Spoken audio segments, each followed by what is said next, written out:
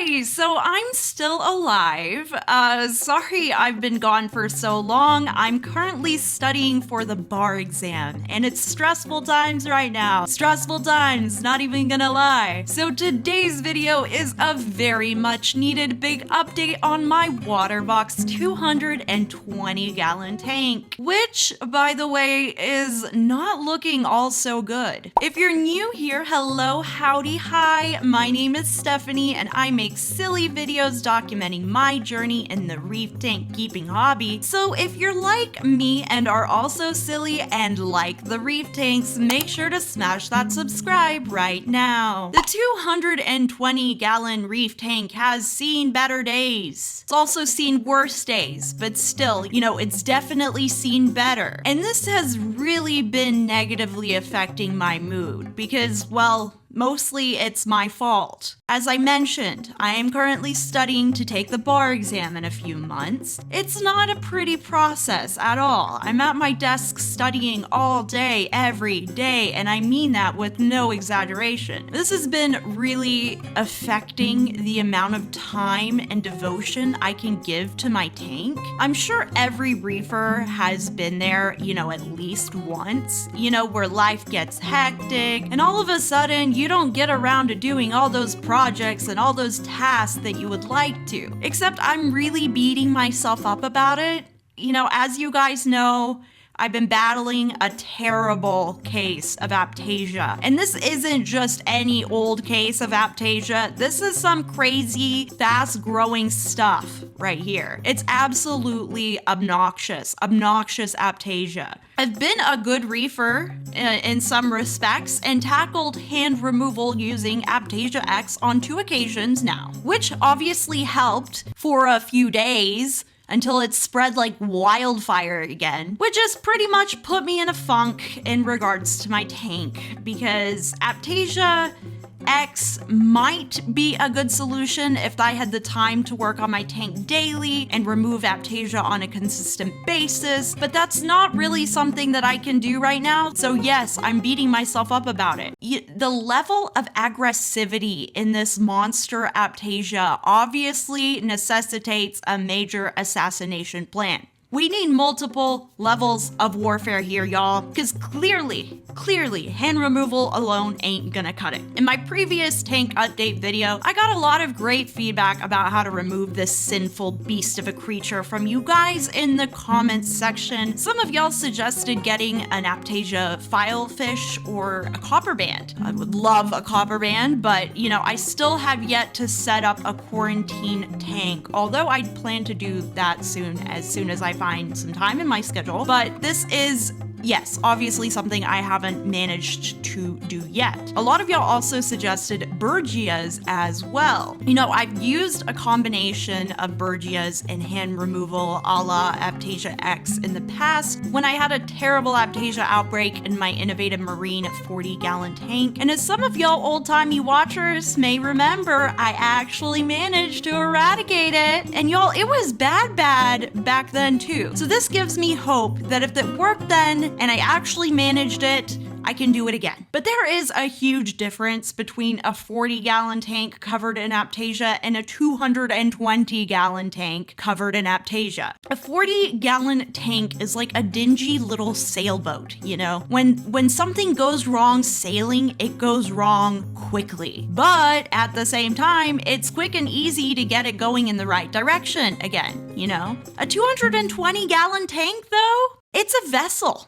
It's a cruise ship. It's an ocean liner. Problems take longer to become an issue, which is great, but when they do become an issue, it's going to take a lot of power to fix them. In some respects, actually, no, in all respects, I definitely underestimated what owning a tank of this size requires. The maintenance on this thing is absolutely taxing most of the time, and if it didn't look so darn good in my living room, I probably would regret the decision to go so big on the tank. A comfortable 60-gallon would have been just perfect for me, but no, alas, we now have a cruise liner filled with Aptasia, which is fine. It's all all fine. We're going to be fine. Which is why I listened to y'all's advice and purchased some Berghia nudies. Berghia's just arrived. I got these guys from saltyunderground.com. They only had one size available when I was looking online to buy them. I think they're 1/2 inch little fellows. So I got about 15 of them, and hopefully these guys will fix my Aptasia problem or at least make a small dent in it. I am incredibly frustrated at hand removal at the moment, and I really just need these guys to help me out here. So let's unbox them and see how these little fellows are.